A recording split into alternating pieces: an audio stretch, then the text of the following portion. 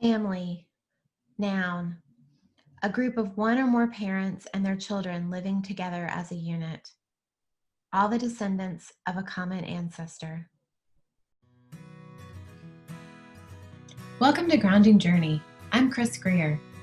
As a 40-something mom, business owner, yoga lover, and long-time spiritual seeker, I've been craving deeper conversations, the kind that arise from connections with other women who are on a similar journey. My purpose with Grounding Journey is to provide a space where we can have real, fulfilling, and sacred conversations. Hi, welcome to this week's episode of Grounding Journey, where we're going to talk about family. I'm excited to have my guest, Johanna Lynn, here to discuss the word family. It's as complex of a word as most family units are. So Johanna is the founder of the Family Imprint Institute with an international private practice. That was something that I found really fascinating, is just to talk about families. And when I asked Johanna, she said she's committed to resolving painful patterns from living out in the next generation as if on repeat. The intention with her work is to contribute to world peace and one family at a time. And I love that because when I'm raising my son, Kevin, a lot of times I look at like, oh, I have to heal this because he came with enough stuff of his stuff to heal. Or I look at like, I have to heal the stuff from my side of the family because he's got to heal the stuff from his dad's side of the family. You know, there's so much generational stuff. So Johanna, I'm so excited to have you here to talk to me about that today. Oh, it's great to be here. Thanks for having me. Absolutely. Welcome, welcome. So tell me a little bit about you. Like I read your bio, we get you have the Institute, but tell me, how'd you stumble into this work? What makes you excited about it? Who's Johanna? Gosh, it makes me excited every day. I feel so blessed to be invited into the intimate aspects of people's lives and to really find out what's blocking love inside families. And so if we go back, gosh, I guess 20 years now, I started off working as a massage therapist. I was working on bodies, and those clients that would come once a week or fairly regularly, there'd be this real connection that their low back pain or, their chronic neck stuff had little to do with musculoskeletal and much more to do with something unresolved, a conversation they want to have with the mother-in-law, but it just seems too icy or just too difficult, or a job they wanted to leave, but they couldn't quite gather the courage. And so it was a natural evolution into studying the mind-body connection. I was certified as a clinical hypnotherapist and found my way to working with two really smart physicians who were running an integrative clinic. And they had me come into all of these cases that were super complex. And I thought, ooh, I need to find some other tools here. And that's how I crossed paths with my most influential teacher, who taught me all about inherited family trauma. And we're so much more than just the chronic headaches or the anxiety that we're expressing. That so much of what happens for us in our lives is connected to our family of origin and what maybe has lived through generations. Love, love, love that. And I must say, like, I say stuff like that to my parents, and they just kind of glaze over and look at me. So to get to have that conversation about it's not always your stuff. Sometimes you think it's your stuff, but it's from so many generations back. I know the first time I went to work with the shaman that I work with, um, she was doing a healing on me, and I don't even remember now at this moment because it happened in, I think it was July 3rd, 2012 was my first experience with her. And I remember while I was there, because I don't really know a whole lot about my mom's family past my mom and her sisters, like, back behind that. Mhm. Um, but the shaman was like, oh my gosh, this one leg is so long. And in that time, seeing how much healing and again, I don't remember what happened at that moment or through that session, but I'll tell you, I went out that night to a concert, just a, street festival. And it was one of the like lightest, happiest things I'd felt because she cleared so much of that stuff. And it's like you said, with the headaches, sometimes it's not even stuff we're aware of. It's just stuff that's still residual. And as I said to you before we went actually live with the episode, um, you know, what we heal for our next generations. There's so much we came here to say we have to heal for our next generation. So I'm just so excited. I don't even know where to start with you today. Well, you've even said so much in just that little share, because what is unresolved for us, where do we think it goes? It lives out in some way, shape, or form with our children, and sometimes it skips a generation and goes right to our grandchildren. And so Mm-hmm. that's why whenever I work, I'm looking at 3 generations across. So when Okay. you shared about, okay, gosh, we know about my mom, but not much past that. A lot of the way that I work is I'll ask the client, tell me how your mom would describe her relationship with her mom.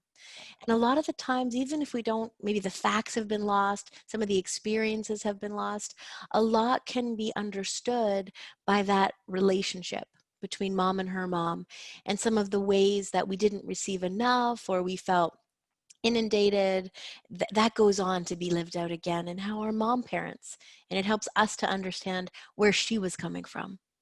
Well, and I think it's one of those things that you either get better or you repeat the habits of your Mm-hmm. parents. And you look at some where, like, my parents were great parents. I mean, I've got some squalms with them, but overall, like, I still have a really good, healthy relationship with them. But I like to think that I'm a little bit like I learned from my squalms with them to Mm-hmm. be a little bit better, to do a little bit more. Whereas my mom was raised by 2 alcoholic parents. Her father, I don't call him granddad. I've never met him and really never cared to, but he was very abusive. So I Mm-hmm. look at what my mom went through and I'm like, wow, the fact that she was able to parent me as good as she did with as bad of parents as she had, like, she Mm-hmm. did some huge stuff to become a better person. And then I look at my dad who had good parents and he's a good parent. And I'm like, okay, you guys kind of like have the momentum going. So Mm-hmm. it's fun to think about that kind of stuff when you take it back a little bit further. And, like you said, I didn't know much. I mean, I know bad stories about my mother's side, but not Mm-hmm. more. But there's so much deeper past that. I've had some other conversations with people recently about how our generation right now, and I'm in my 40s, I'm not sure how old you are. Me too. Okay, I was gonna say, Somehow I'm here. right? I look at my 20-year-old son and I'm like, wait, when did that happen? I don't understand. Um, but one of the things, and this is just a little share to kind of, when I reached out to Johanna to talk, I was going through my grandmother's passing. My grandmother was 98. She was a challenging woman, love her dearly, but she was very challenging, and losing her really threw me through a lot of stuff. What was interesting in discussing it with my life coach is how similar her story, not the experiences, but the story of challenging relationship with the grandmother, the experiences, the when we went inside to do the self-worth work, how much we found came from our grandmothers, Mhm. and really discussing how our generation is now healing the trauma of our grandmother's generation. And that's what I would love to talk a little more about. I have lots of thoughts about it. Mm. But that's one of the things that, like, as a movement, when we take ourselves out of our own individual family unit and look at ourselves as a generation, how much work it is for us to do now, and how much we're being called to heal our grandmother's generation for future generations. That's so well put. And to share along those lines, it's so amazing how much of this is part of our DNA, very much a part of the fabric of who we are. That if we can imagine when our grandmothers were pregnant with our mom, all the eggs that grandma would ever have for all the eggs mom would ever have for the children she's going to carry are being grown inside of grandma's womb at 5 months gestation. So That's deep. 5 months along, yeah, 5 months along in the pregnancy, what's going on for grandma is being communicated and shared with mom. So is she feeling loved and supported? Are they struggling and in an impoverished situation? Is grandpa quick to anger and she's feeling emotionally unsafe? all of these things are starting to imprint who we will be as eggs in grandma's environment. Wow. And so this whole in utero understanding, where really science is catching up to recognize how much of that shapes the beginnings of who we are. And so that's why when I work with anyone, where we need to include the grandparents, because it really does go that far back in our influence and the safety we might feel in the world or the lack thereof. That was really deep. I mean, Mhm. like, I've always heard the eggs, you have as many as you're going to have, but I never thought about the fact that where they're being created, like, that kind of threw me for a minute. I'm going to have to come up with something else to say next. Yeah, that is really deep. Yeah, because I don't think we look at it that way. We don't think Mhm. what was going on for grandma when she was pregnant with my mom. A lot of those life experiences can sometimes get lost through the years. So how does that relate, like, with my grandmother, who's my paternal grandmother, and my father? Because obviously Mhm. he didn't have eggs, Mhm. but I do believe in when I was pregnant with my son, there were three of us who were pregnant. I tried for 6, 8 months to get pregnant with Kevin. I Mhm. wasn't trying, but I wasn't not trying, as we say. So there wasn't Mm. the urgency. So Kevin was very relaxed. He was very Mhm. easy. He was such a good baby. Mhm. I had a girlfriend who our boys were 6 months apart. Um, she was older than me. She was feeling the clock ticking. She was trying to create a namesake. She was running her business. So she was very angst the whole Mhm. time she was pregnant. And her son was a very anxious child, like, didn't want Mhm. to get his hands dirty, Mhm. couldn't stand the vacuum running. Like, he had a Mhm. real struggle. And then I had another friend who, her pregnancy was questionable Mm. intention. Um, Okay. we're not sure if she did it on purpose, even though it was an accident, one of those. Yeah. And so it was interesting watching the three kids, because one was born in January, one was born in April, and one was born in June. So they Mhm. were all right along and they grew up together. Yeah. But watching the difference, and I always accredited it to the fact that where the moms were in pregnancy, like you said. 100%. We are saturated in mom's biochemistry. We share the stress response. And so this isn't to make any mom who's pregnant listening feel guilty. We all feel stress. We're all rushing through life. But it is to notice, where can I slow down? Where Mhm. can I connect? And this is a lot of the work that I do with 40, 50, 60-year-old clients, where a lot of the stress response has to do with being that surprise baby. Maybe mom lost the pregnancy before and had a hard time connecting. And so this absolutely sets up our attachment patterns, how much we lean into love or are a little more guarded, and certainly some anxiety levels because we're really symbiotically connected with mom. There was this really fascinating epigenetic study. I think it's one of the most famous ones, that they took baby pups, baby rat pups, away from their moms for just a couple hours a day. And what they discovered years later was that these pups expressed what we would call depression in adults: withdrawal, separate. And so, this whole idea of how mom connects with us in utero and in our first few years of life, how she attunes to our needs, sets up the very fabric of who we are, who we grow to be. That's fascinating. Like, this is Mhm. so much more fascinating. I thought we were just, like I said, when I reached out to you, I was like, let's just talk about healing and my grandmother. And this is so much deeper and so much more exciting to talk about. Just to think about how much, as you were saying, it's the stress that the pregnancy feels, the differences. One of the things for me really was also finding the forgiveness for that. Because as an adult now and going through losing my grandmother, we had some stuff. We had some Mhm. thick, yucky mess that nobody else understands. And I don't want to have to explain to anybody. But finding that forgiveness for her, and not even in forgiveness, because my grandmother was just, I don't want it to sound horrible, she was never physical to me. She just was a very proper young woman, Mhm. and she thought I needed to be. And what I've come to realize in my own self-worth work that I've been doing over the last 2 months is that I realized I never thought I was enough for her.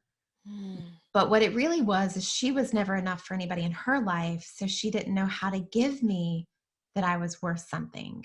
Got it. And so And that was so really to interesting. follow that exact line of thinking, what I find to be much more powerful than the words "I forgive" are actually "I understand." Yes, that's It, where I would like go with that. Mhm. yeah, it completes the cycle because you're already starting to talk about what influenced grandma to show up in this way. And sometimes if we're like a really proper person and we think life should be this way, whatever that is to fill in the blank, we need to change the way we're even hearing her expectations of us, because that's her way of saying, I love you so much and I want life to work out for you. Yes. Here's how I think life will be easier for you if you follow this path. And, Yes. of course, we have to have our boundary and follow what's good for us. But when we can understand where it's coming from, we don't take it as personally. We don't even feel the need for forgiveness. And there's much a stronger, I understand where she's coming from, what she's trying to get across, and love doesn't get lost in translation. That's beautiful. I appreciate that you reframed what I said, because that's one of the things that I've been working on is Mm-hmm. not offering her forgiveness. And understanding is a great word. I think I had been using compassion. I was Mm, offering her compassion for understanding what she had experienced. And that at one point I did look at the fact that she was so stern, firm. I don't know what word I want to use mm, with her, because she thought my behavior would get me farther in the world. So that's where my compassion for her comes in. that's it. And that sometimes it's a lot more interesting to offer compassion than to offer forgiveness. I was recently reading Anatomy of a Spirit. Carolyn Mm-hmm. Miss, have you read Oh that? yeah. Oh yeah. So I was reading the heart chakra because I've just been doing this deep dive into chakras since about June or July. And Mm, one of the things that she says when she's talking about the heart chakra is how so often we find people who will sympathize with us mm, and let us continue to play the role of the victim right. instead of offering forgiveness. But that one level of that is that in society, is forgiveness really forgiveness? Because we're so used to being like, oh, I forgive you, but Mm-hmm. not actually forgiving them and still kind of holding them at a distance or holding it against them, that we're That's not. it. And, for me personally, the two people in my world that I need to offer forgiveness to is my ex-husband and my grandmother. And both of those people were taken out of my life. Mm, And so what's been really neat is reading that. And if you haven't read it, any of our listeners, just get that book and read the heart section. You don't need to read any of it. Just the heart is so shifting for me. mm-hmm. Is that instead of saying I forgive you, it's better that people are taken out of our lives, because then we actually have to do the work and Mm. really feel that understanding and compassion for them. And it's a game changer. It's a game changer. I find with exactly what you're talking about, when we can bring it full circle with understanding and compassion. Because I think the other thing that tends to happen is if we move into the forgiveness cycle, I actually call it the forgiveness myth. I teach a whole class on this around if we say, I forgive, for whatever the discrepancy is, there can be a way of still staying in relationship, but silently making the other pay in either passive aggressive ways Yes. or keeping that hurt alive through remembering. And so forgiveness, this idea, somehow it leaves an opening, or it still leaves hurt like a live wire somewhere, where the full cycle of understanding and compassion, we can finally put it to rest. Yes. I I'm like writing it so vigorously while you're talking, and then you stop and I'm like, oh, I gotta finish talking about like what I want to say. And that's what was so beautiful about the forgiveness part for me. And I know that when I reached out to you, I guess it was 3-4 weeks ago to schedule something, I was so hurt and so knee deep. And I had been finding compassion and finding understanding. But my understanding of what forgiveness actually was by reading it and now having this conversation to reinforce it is really more powerful than the word forgiveness itself. That's certainly what I've discovered. I think it's just so neat. And one of the things that I kind of worked through when I was divorcing my ex-husband is I remember I used to pray for him every day. And I would say, I pray he's on his path. I pray he's where he needs to be. And I pray I mean this until I actually can mean it. And sometimes that to me is part of moving through the hurt is even if you don't mean it yet, but you want it. Like, I don't want you to fake it and say, oh, I want to forgive them when you really want to hold on to it.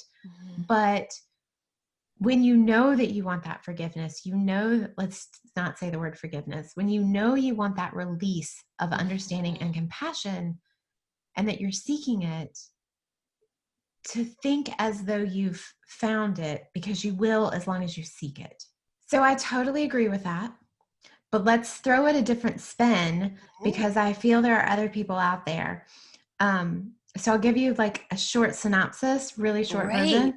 So I normally call him my first husband, but I haven't found what I want to use for him because I am now married to, and we've been together 10 years. We've been married 6, an amazing man who my son. How does my son's father feel to say? So my son's father feels betrayal to my son. Wow.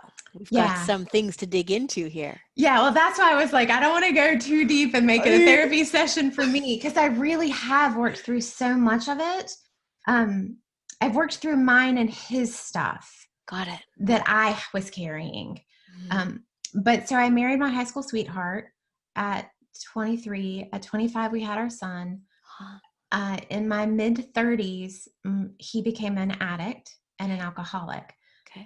After spending a year in and out of rehab. And so hold on one sec. Okay. I'm just going to interrupt you as we go. Sure. Your mom was a child of alcoholics. Yes. And so there's something in this work called emerge. There are 4 ways that our life force gets diminished. And one of them is emerge. We live life like a parent.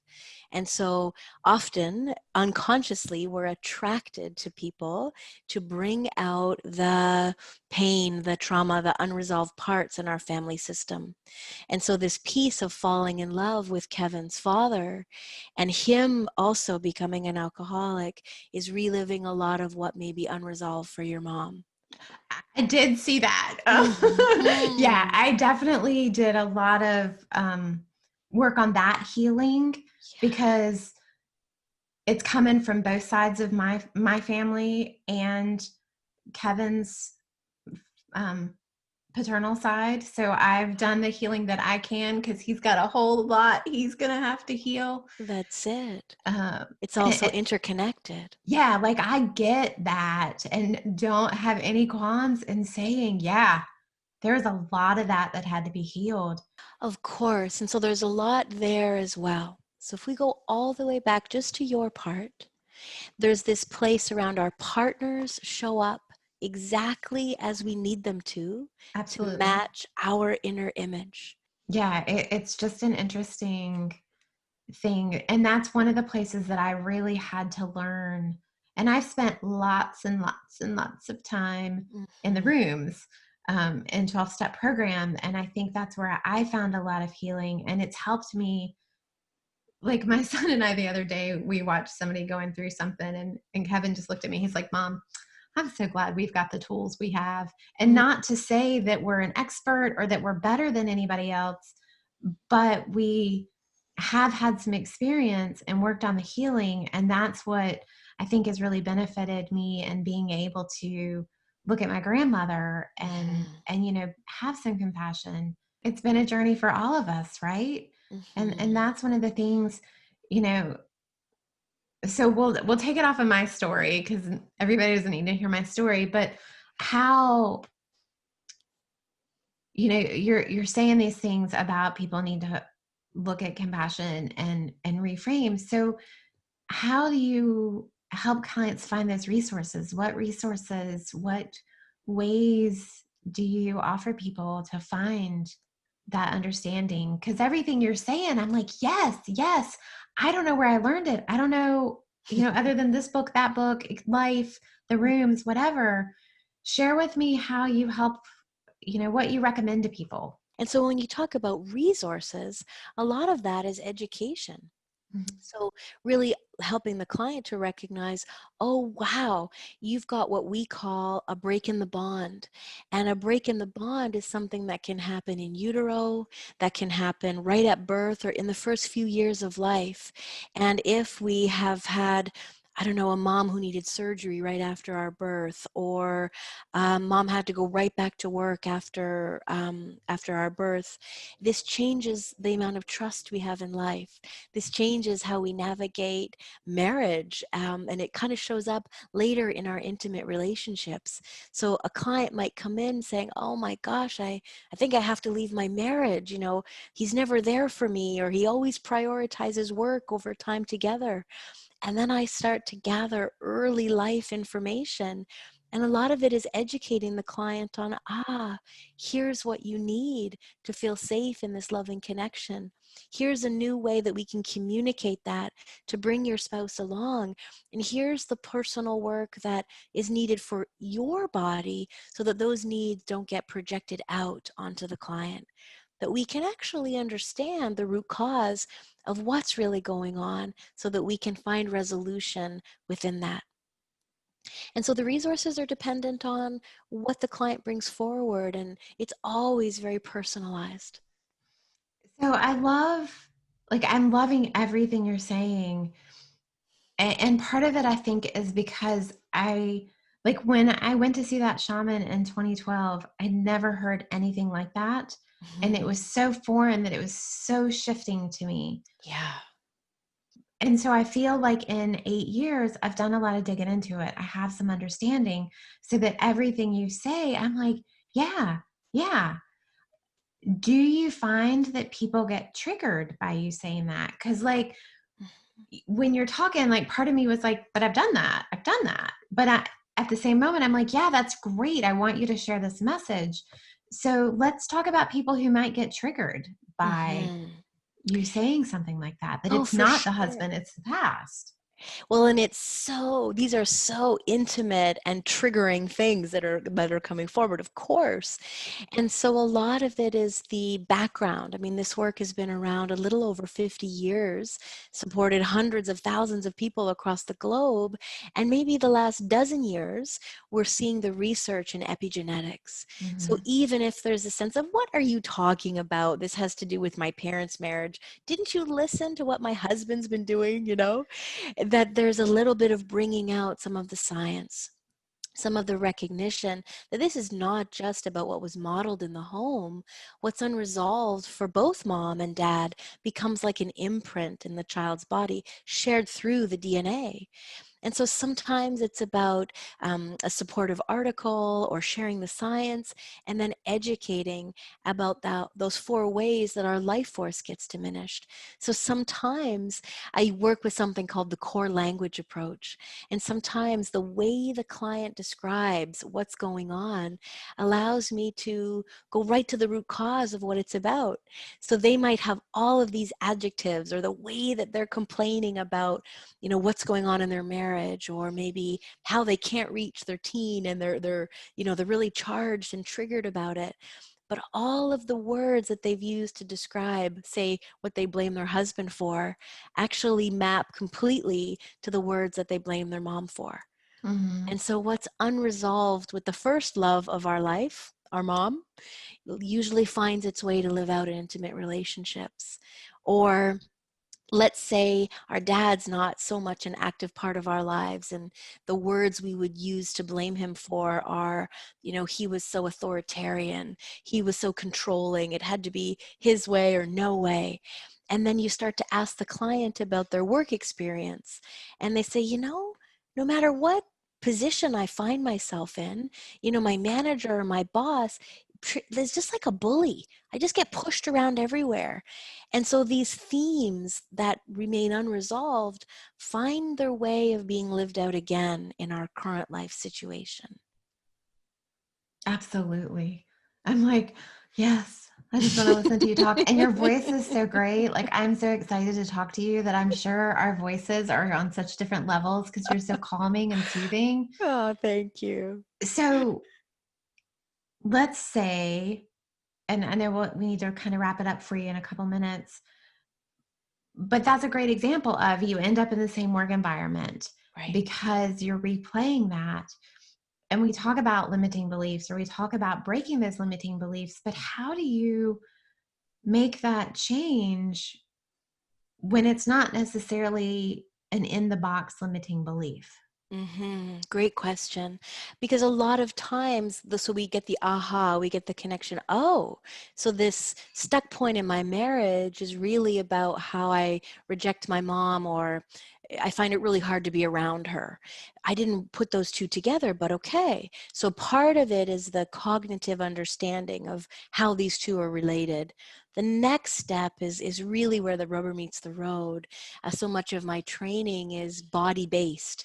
So I've studied integrative body psychotherapy with how do we slow this down?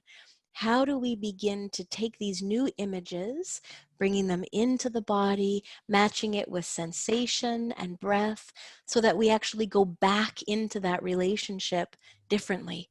That we are building more of our sense of core, our sense of, resilient boundary, with the ability to approach these challenging yet repetitive situations in our lives from a new reference point, so that we get out of that same argument, that same conversation, and we start to change from the inside out.